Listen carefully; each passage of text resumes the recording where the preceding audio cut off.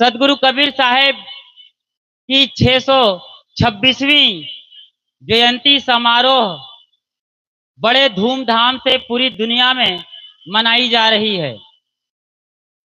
यूं तो 22 जून को इंटरनेशनल कबीर जयंती समारोह है, जिन्हें आप कबीर प्रकाश उत्सव के नाम से जानते हैं।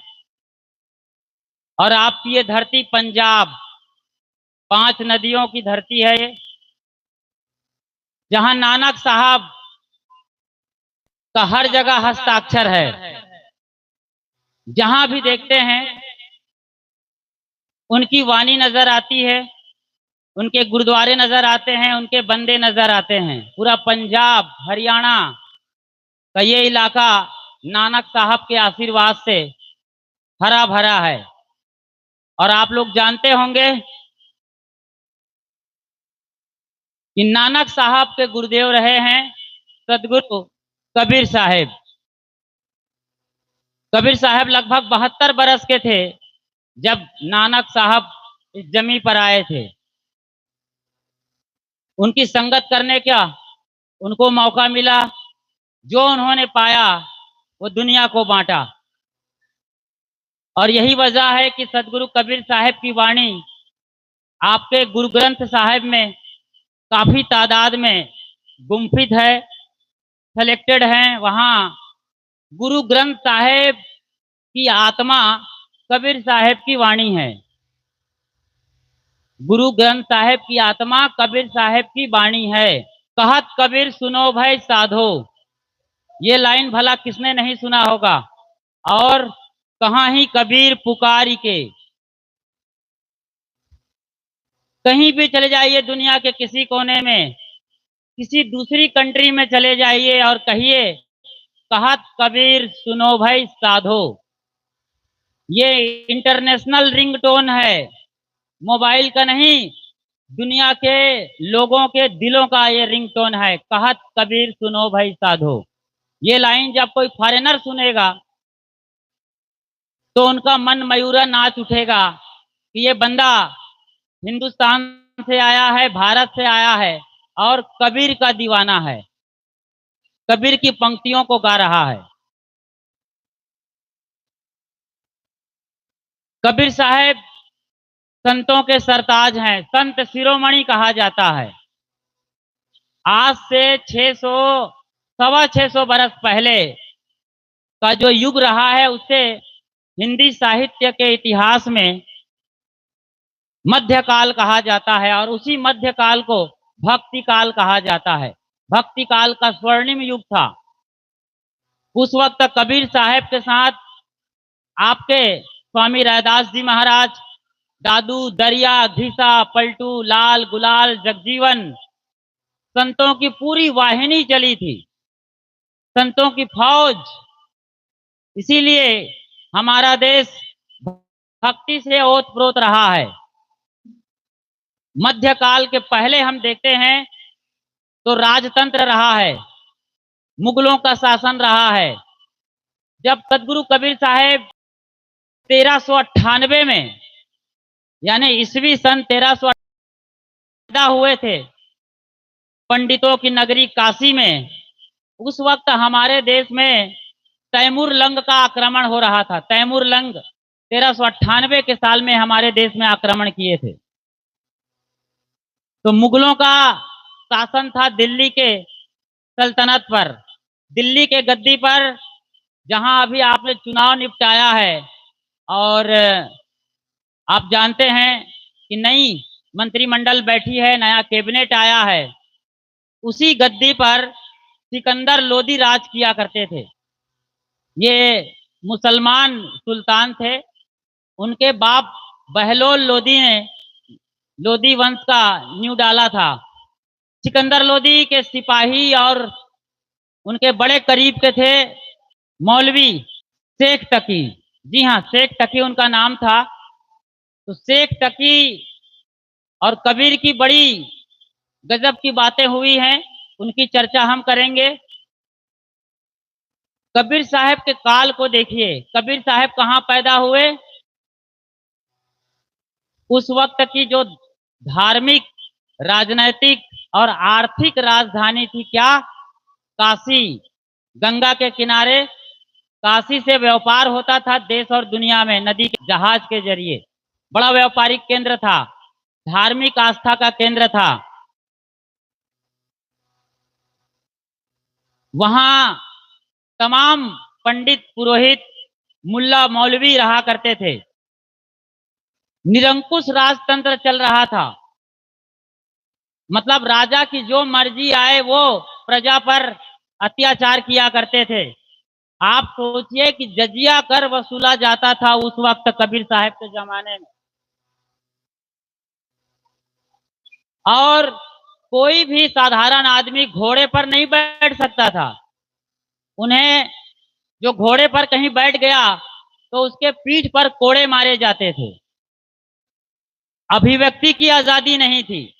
उस दौर में कबीर साहेब, नानक साहेब, रविदास साहेब, पलटू साहेब, मलिक साहेब, दादू, दरिया, घिसा, पलटू, लाल, गुलाल, जगजीवन, ये संतों की जो टोली थी, ये निचले तबके से आते रहे हैं, छोटी जाति से, और इन्होंने बड़े करीब से गांव के लोगों को देखा था, जिन्हें लोग भंगी, चमार, मेहतर, तेली, मुराव, कलवार और आदिवासी मूल निवासी के नाम से आज आप जानते हैं। इन छोटियों जाति पर, इन छोटी जातियों पर उस वक्त अत्याचार हो रहे थे।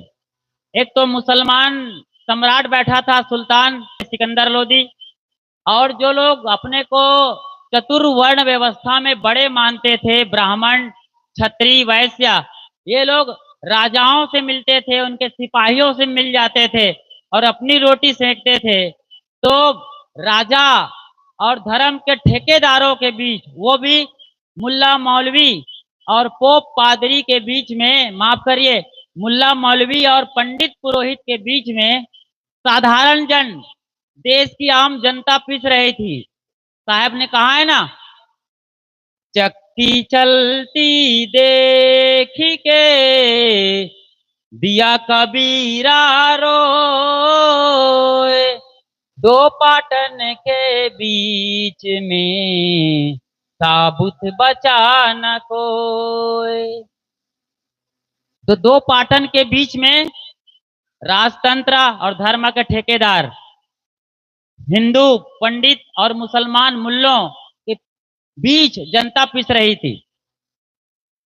इस वक्त एक ऐसे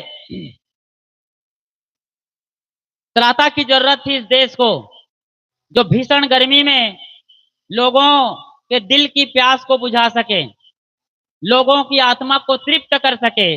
इसीलिए ज्येष्ठ पूर्णिमा के दिन 1398 के साल में सदगुरु कबीर साहब का प्रादुर्भाव हुआ।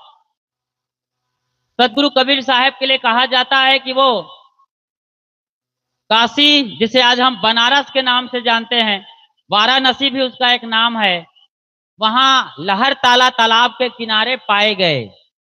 उनके जन्म पर बहुत सारी किंवदंतियां हैं, बातें हैं, कहानियां हैं। कोई कहता है कि विधवा ब्राह्मणी के गर्भ से साहब का आना हुआ। विधवा ब्राह्मणी ने लोक लाज की, कुल की मर्यादा की वजह से उन्हें लहरतारा तालाब के किनारे डाल दिए, क्योंकि विधवा थी, ब्राह्मणी थी, कहां से बच्चा आ गया, ऐसी मान्यता है, एक धारा। कुछ लोग कहते हैं कि कोई और उदा साहू को उनके यहां उनका आना हुआ था। लेकिन ज्यादातर लोग जो इतिहासकार हैं, उनका कहना है कि कबीर साहब लहरताला तालाब के किनारे पाए गए थे, एक बाल रूप शिशु के रूप में। बाजार से लौट रहे नीरू और नीमा ने जब उनकी आवाज सुनी तो उनके कान खड़े रह गए। मतलब इस झुरमुट में, बियाबा में एक बालक की आवाज, वो भी रोने की आवाज आ रही है। दौड़ के नीमा जाती है और बालक को अपनी गोदी में उठा लेती है। उनको कोई संतान नहीं थी। इतना प्यारा सा बालक देखा तो उनका दिल पसीज गया। और बालक को अपने सीने से लगाकर पुचकारने लगी, चुप कराने लगी। नीरू ने फटकारा, अरे ऐसे कैसे होगा, किसका बेटा, कौन जाया, कहाँ से आया, बड़ी फजीहत होगी हमारी, लोग सवाल करेंगे, क्या जवाब देंगे, इसको छोड़ दो। नीमा ने कहा, हम आदमी हैं, कोई जानवर नहीं है, और यहाँ से हम आदमी के बच्चे को ले जा रहे हैं, किसी जानवर के बच्चे को नहीं ले जा रहे हैं। और नीरू आखिर पत्नी के सामने नतमस्तक हो गया, लाए, पालन पोषण हुआ। नीरू नीमा एक गरीब दंपत्ति थे, जुलाहे दंपत्ति, जो कि कुछ साल महीने पहले कन्वर्टेड हिंदू रहे हैं। वो मतलब हिंदू से मुसलमान हो गए थे किसी वजह से। मैंने बताया आतताई शासन चल रहा था दिल्ली की गद्दी पर, और सिकंदर लोधी अपने गुरु शेख तकी के साथ मिलकर कबीर साहब को भी राजी करते रहे बार बार कि आप तो साहब मुस्लिम धर्म स्वीकार कर लो हमारा, क्योंकि कबीर साहब के साथ हजारों की तादाद में लोग थे जब वो 35-40 की उम्र में रहे होंगे। काफी लोग उनके साथ जुड़ चुके थे, पूरी दुनिया में विख्यात हो गए थे। और कबीर साहब ने यह भी कहा है, देश विदेश से हाँ फिरा, गांव गांव की खोरी। ऐसे महान संत की जन्म जयंती, प्रकाश उत्सव हर बरस महीने भर मनाया जाता है। सदगुरु कबीर साहब के जीवन दर्शन को हम समझेंगे, तत्कालीन स्थितियों को हम देख रहे हैं, आज हम उनके जरिए क्या सीख सकते हैं, समझ सकते हैं, इसे भी अच्छी तरीके से देखेंगे और समझेंगे कि आज कबीर साहब की क्या जरूरत है देश को। कबीर साहब बचपन से बड़े तीव्र और कुशाग्र बुद्धि के थे। जब उनका जन्म हुआ था, यानी उन्हें लहरताला से लाया गया था। एक बात और बता दें, आप लोग इसको भी समझें, कबीर प्रकट उत्सव, कबीर साहब प्रकट हुए थे कहा जाता है, और काफी बड़े लोग, यानी काफी बड़ा तबका, यानी काफी तादाद में कबीरपंथी ऐसे भी हैं जो उनको प्रकट हुआ मानते हैं। कहा जाता है कि लहरताला तालाब आज भी है, आप बनारस जाएंगे, काशी जाएंगे तो तालाब एक छोटे रूप में है, अब काफी बड़ा मंदिर और आश्रम बना दिया गया है उसके इलाके में। अब काफी बड़ा हिस्सा पाट दिया गया है और वहां पर आश्रम बन गया है। उस आश्रम में आप जाएंगे तो वहां ठहरने और बसने की उत्तम व्यवस्था है। वहां के प्रमुख अर्धनाम साहब हैं, और एक और बड़ी जगह है कबीर चौरा के नाम से, जहां नीरू और नीमा का टीला है, कबीर का घर है। आप बनारस गए होंगे तो जरूर देखे होंगे। कोई बड़ा केंद्र है और प्रामाणिक जगह है, वहां आपको जाना चाहिए, देखना चाहिए।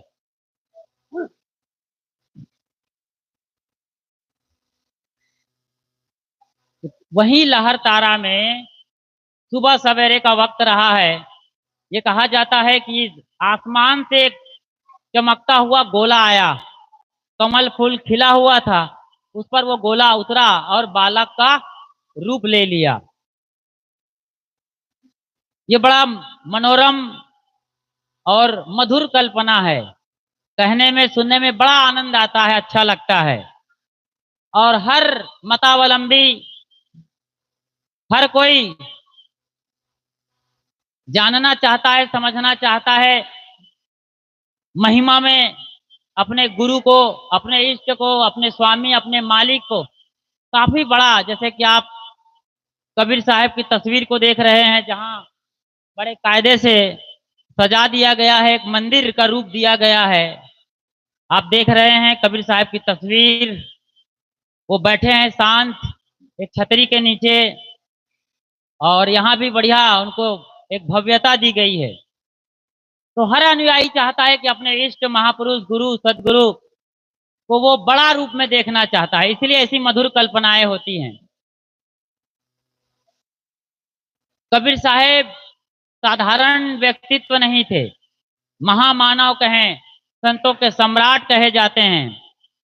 पानी से पैदा नहीं, श्वासा नाही शरीर, अन्न हार करता नहीं, ताका नाम कबीर। इसके भी अर्थ समझना चाहिए। पानी से पैदा नहीं, पानी से कौन पैदा होता है? पानी समझ रहे हैं? पानी मतलब होता है माँ और बाप के बिंदु, यानी रज और वीर्य जब मिलते हैं तो एक भ्रूण तैयार होता है गर्भ में, और वही आगे 9 महीने तक की यात्रा करते हुए पेट में बढ़ते बढ़ते एक बालक या बालिका का रूप लेता है। तो पानी से आदमी का बच्चा पैदा होता है। पानी से पैदा नहीं, श्वासा नाही शरीर, शरीर पैदा होता है पानी से। लेकिन कोई ऐसा है जो बिना पानी के पैदा हो जाता है, बिना रज और वीर्य के। तो पानी से शरीर पैदा होता है, पिंड पैदा होता है आदमी का, और 9 महीने के बाद धरती पे आता है। तो क्या है जो पानी से पैदा नहीं होता? क्या है जो रज और वीर्य से पैदा नहीं होता? क्या है जो माँ बाप के मिले बगैर पैदा हो सकता है? क्या है वो? शरीर को अन्नहार चाहिए, पानी से पैदा नहीं, श्वासा नहीं शरीर, वो श्वास भी नहीं लेता जब पानी से पैदा नहीं हुआ है, अन्नहार भी नहीं करता है। ताका नाम कबीर। कबीर कौन है? कबीर के शरीर के अंदर जो परम तत्व समाया हुआ था, आया तो शरीर के जरिए, कहीं ना कहीं गर्भ से आया, जानकारी नहीं मिली, कोई फर्क नहीं पड़ता है, लेकिन आया शरीर से ही। लेकिन असल में कबीर कौन है?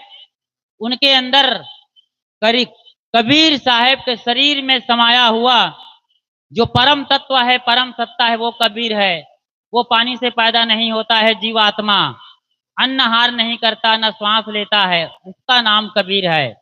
कक्का केवल नाम है, बब्बा ब्रह्म शरीर, रर्रा सब में रमी रहा, ताका नाम कबीर। स्पष्ट कर दिया ना आपने? कबीर के नाम पर यह प्रचलित साखी है। कक्का केवल, कक्का केवल नाम है, नाम मात्र है। किसी का नाम रख दिया जाता है, काम चलाऊ है। जन्म के पहले किसी बच्चे का नाम नहीं होता है, नाम दुनिया में आने के बाद मिलता है। कक्का केवल नाम है, बब्बा ब्रह्म शरीर, ब्रह्म आत्मा जो बैठी है शरीर के अंदर, ब्रह्म तत्व। रर्रा सब में रमी रहा, रर्रा वो राम, रमैया राम, जिसका कबीर साहब ने 170 बार नाम लिया है अपने बीजक में। राम कबीर साहब का बड़ा प्यारा शब्द था। 170 बार यानी 250 बार लगभग कबीर साहब ने राम कहा है। उसी रमैया राम जो घट घट में रम रहा है, जो जनैया जीव है, रमैया राम है, उन्हें सदगुरु कबीर साहब राम कहते हैं। रर्रा सब में रमी रहा, ताका नाम कबीर, वही कबीर है। कबीर का मतलब होता है महान से महान।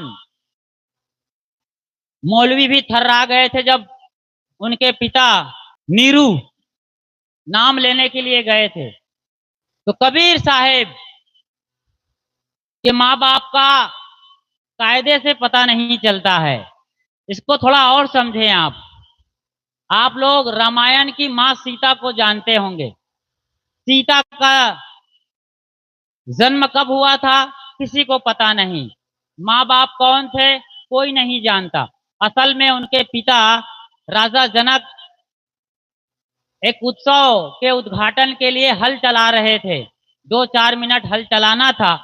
हल चलाते वक्त जमीन पर हल से जो नाली बनती है ना, नाली को सीता कहते हैं। माता बहनें ध्यान दें, सीता का नाम कैसे पड़ा? जो हल चलाने पर नाली बनती है। हल बैल, हल को क्या बोलते हैं यहाँ पंजाबी में? हल को हल ही बोलते हैं। चलिए समस्या हल हो गई। तो हल चलने से जो नाली बनती है उसको सीता कहा जाता है। तो राजा जनक हल चला रहे थे, उद्घाटन कर रहे थे उत्सव का। एक घड़ा निकला, घड़ा को निकाला गया तो उसमें एक नन्ही बच्ची नजर आई, उसका नाम सीता रखा गया। आप सोचिए कि अभी घड़े के अंदर बच्चे को कोई डाल के गया होगा, कुछ तो है कहानी। सच्चाई यही है कि माँ सीता का मम्मी या उनके मम्मी पापा उनको घड़ा में भर करके जमीन में गाड़ दिए थे। ये कहानी आज भी घट रही है, ये घटना आज भी घट रही है। लोग नहीं संभाल पाते, अपने बच्चों को नाजायज समझते हैं और जहां तहां टोकरी में डाल आते हैं, नाली में छोड़ आते हैं। और कुछ लोग समझदार होते हैं तो फिर अनाथालय में डाल आते हैं। जैसे मदर टेरेसा बंगाल के अंदर एक बड़ा अभियान चलाती हैं, तो वहां पर मैं गया हूं मदर टेरेसा के यहाँ। पालने में छोटे छोटे बच्चे होते हैं, लावारिस संतान, नाजायज औलाद वहां डाल दिए जाते हैं, या वो कहीं से भी उठा के लाते हैं उनकी टीम, फिर जिनको जरूरत है वो बच्चे ले जाते हैं। तो ऐसा सीता के साथ हुआ। सीता माई के माँ बाप का पता नहीं चलने से माँ सीता के गरिमा और महिमा में कोई फर्क नहीं आया। ऐसे ही कबीर साहब, कोई फर्क नहीं पड़ता है, माँ बाप से बच्चे का नाम नहीं चलता है, कुछ काल तक चलता है, लेकिन बच्चा होनहार है तो फिर न सिर्फ परिवार का बल्कि देश का नाम चलता है। जैसे हमारे देश के एक नंबर के राष्ट्रपति हुए हैं APJ अब्दुल कलाम साहब। APJ अब्दुल कलाम साहब, कौन जानता है उनके माँ बाप का नाम? उनके नाम का ही फुल फॉर्म पता नहीं है लोगों को, लेकिन वो एक नंबर के राष्ट्रपति हुए, पूरी दुनिया में भारत का गौरव बढ़ाया। ऐसे नेता आज भी चाहिए, ऐसे राष्ट्रपति, ऐसे प्रधानमंत्री की जरूरत है जो APJ अब्दुल कलाम की हैसियत का हो। तो महिमा में बहुत सारी बातें आती हैं और कही जाती हैं। ऐसे ही सदगुरु कबीर साहेब आज से 600 बरस पहले इस धराधाम पर आए थे और उनके जन्म को लेकर तमाम किंवदंतियां और बातें हैं। कबीर साहेब तत्कालीन राज सत्ता और धर्म के ठेकेदारों को जमकर फटकारते हैं और अपनी बात को वो डंके की चोट पर रखते हैं। सदगुरु कबीर साहेब को समाज सुधारक कहा जाता है। वे मानवता के महान मसीहा थे। जैसे स्वामी रविदास जी महाराज, मन चंगा तो कठौती में गंगा, इतना बढ़िया सूत्र दिया है ना। इस एक सूत्र को हम अपने जीवन में उतार लें तो हमारा जीवन का कल्याण हो जाए। स्वामी रविदास जी महाराज और कबीर साहेब एक दूसरे के पूरक हैं। दोनों की वाणियां काफी मिलती हैं, दोनों की वाणियां गुरु ग्रंथ साहिब में गुम्फित हैं। प्रभु जी तुम चंदन हम पानी, जाकी बास अंग अंग समानी, प्रभु जी तुम चंदन हम पानी। स्वामी रविदास जी महाराज कहते हैं कि हे प्रभु, उसी आत्म तत्व को पुकार रहे हैं और कि आपका मेरे शरीर में, तन में, मन में आप ही समाये हो, आप ही विराजमान हो, आपकी ही सत्ता है। क्यों? वो कहते हैं मन चंगा तो कठौती में गंगा। रविदास महाराज जी ने अपने मन को निर्मल कर लिया था। जैसे कबीर साहेब, क्या जुगलबंदी है कबीर साहब और रविदास स्वामी जी की। मन चंगा तो कठौती में गंगा, इसका जोड़ा कबीर साहब लगाते हैं। क्या कहते हैं? ये मन तो निर्मल भया जैसे गंगा नीर, पाछे पाछे हरि फिरे कहत कबीर कबीर। मन निर्मल हो गया तो फिर भगवान मेरे पीछे लग गए। कबीर साहब आपकी क्या सेवा करें, भगवान स्वयं निहोरे ले रहे हैं कि साहेब आप बताओ तो आदेश करो, हम सब हाजिर हुजूर हैं, क्या चाहते हैं और क्या सेवा कर दें। जब गंगा की बात आई, गंगा पहाड़ से आती है, हिमालय की ऊंची चोटी से, गंगोत्री से, पवित्र धारा है एकदम दूध सी। धीरे धीरे गंगा में आते आते, मतलब प्रयागराज संगम में आते आते गंगा जी गंदा जी हो जाती है। अगले बरस कुंभ मेला है। मैं आप सभी पातड़ा के निवासियों, पातड़ा के सभी भक्तजनों और सबसे निवेदन करता हूं कि आप लोग अगले बरस आइए प्रयागराज, जिसका नाम इलाहाबाद रहा है। आइए, बहुत बड़ा कुंभ मेला लगने जा रहा है। वहां हमारे गुरुदेव सदगुरु अभिलाष साहेब की छावनी लगेगी। वहां आप आइए, भोजन भंडारा और रहने बैठने का भरपूर इंतजाम रहेगा, आप आइएगा। तो स्वामी रैदास जी महाराज चमार जाति से आते हैं, ये कहा जाता है। तो वो एक दफा जूता बना रहे थे, काफी लोग कुंभ मेला जा रहे थे, एक बड़ी भीड़ जा रही थी। लोगों ने कहा स्वामी जी आप भी चलिए, और आप चलते हैं तो फिर बात कुछ और है, अच्छा लगेगा आप चलेंगे तो। स्वामी जी ने कहा कि मेरे को तो मौका है नहीं और मैं नहीं जा पाऊंगा, लेकिन मेरे पास एक लौकी है, ये तुमड़ी, ये तुमड़ी ले लो आप लोग, इसे गंगा स्नान करा के लाना। देखो संत कैसे समझाते हैं, भोली भाली जनता, अनपढ़ गंवार कहे जाने वाली जनता, जो नीची तबके से आती हैं, दलित, पतित, वंचित जिन्हें कहा जाता है, जिनके लिए आपके ही समाज से आए हुए, यानी वंचितों से निकल कर आए हुए गाड़गे जी महाराज, बाबू जगजीवन राम जी, जो स्वतंत्रता संग्राम में भाग लिए थे और हमारे देश के प्रथम श्रम मंत्री थे, गाड़गे जी महाराज तो महाराष्ट्र में झाड़ू लगा लगा करके लोगों को आत्म ज्ञान बांटते थे, झाड़ू लगाते थे महाराष्ट्र में, वहीं हुए थे गाड़गे जी महाराज। और इसी परंपरा को पहले ही उद्घाटित कर चुके थे पेरियार स्वामी और ज्योतिबा फूले। बाद में अंबेडकर साहब ने इसकी लड़ाई लड़ी थी कबीर साहब की वाणियों के आधार पर, क्योंकि कबीर साहब की वाणी को अंबेडकर की मम्मी अपने बच्चे को दूध पिलाते पिलाते सुनाती थी, लोरी जैसी उन वाणियों से। तो अंबेडकर ने जो संविधान बनाया अपने ड्राफ्टिंग कमेटी के सदस्यों के साथ, दुनिया का सबसे बड़ा संविधान है भारतवर्ष का, उनमें सदगुरु कबीर साहब की वाणियों का जिक्र है। कबीर वाणी के आधार पर संविधान बना है, यानी संविधान में कबीर हैं और कबीर में संविधान है, ये कबीर की सबसे बड़ी जीत है। आज हम यहाँ बैठकर अपनी बात कह रहे हैं, खुले मंचों पर अपनी बात रख सकते हैं, ये कबीर साहब की देन है। तो रैदास स्वामी ने कहा ये लौकी ले जाओ और गंगा स्नान करके जब लौटोगे तो लेते आना। लोग हफ्ते भर बाद लौटे, नहा धोकर गंगा से कुंभ मेला स्नान करके, सब बैठे स्वामी जी के पास आकर, स्वामी जी ने, रैदास स्वामी ने उस तुमड़ी को, लौकी को बारीक बारीक पीस किया और प्रसाद स्वरूप सबको बांटा। सबको प्रसाद मिल गया उस लौकी का, सब खाने लगे, जैसे ही मुंह में डाले सब थू थू करने लगे, अरे ये क्या हो गया, ये क्या हो गया, थू थू थू थू। रैदास स्वामी हैरान, आपने लोगों ने तो ये गंगा स्नान करा के लाया है, ये लौकी थू थू क्यों कर रहे हैं? कहा गुरुजी ये तुमड़ी, ये लौकी तो कड़वी है, कड़वी है। तब उन्होंने कहा एक कड़वी तुमड़ी को, कड़वी लौकी को जब गंगा मीठा नहीं कर सकती है, तो फिर आप लोगों के मन में जो पाप है, पाप कैसे मुक्त करेंगे? आप लोग अपने पापों से गंगा स्नान करके कैसे मुक्त होंगे? गंगा मन का मैल नहीं धुलने वाला है, गंगा में शरीर के मैल धुल सकते हैं, मन के मैल नहीं। क्या गजब की बात, एक छोटी सी उदाहरण से सबको समझा दिया। ऐसे होते हैं संत,